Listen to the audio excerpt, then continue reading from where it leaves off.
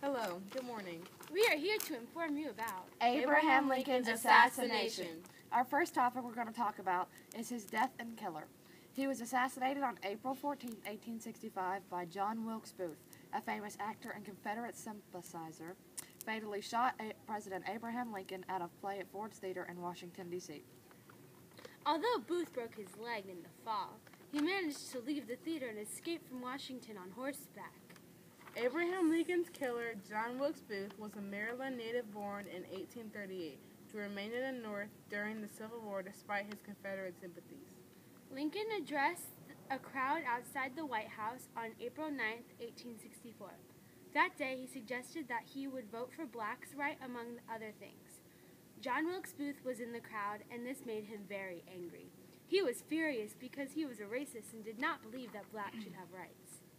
Lincoln attended a play on April 4, 1865 called Our American Cousins at the Ford Theater.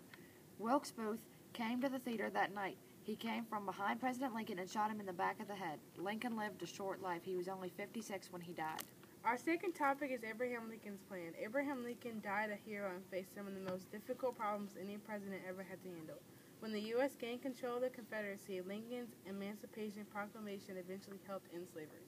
In his famous Emancipation Proclamation, Abraham Lincoln announced that all slaves in the Confederate States would be freed on January 1, 1863. Did this proclamation actually free the slaves? No.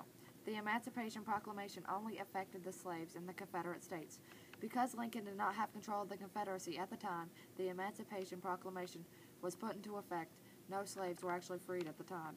Slaves would only be freed if the seceded Southern states were defeated and rejoined by the Union. When the Civil War ended on May 26, 1865, it led to the 13th Amendment to the Constitution. This freed the slaves because then the North gained control over the South and could make their slaves free. Lincoln kept the country together by leading it through the Civil War, and he helped free the slaves after defeating the South.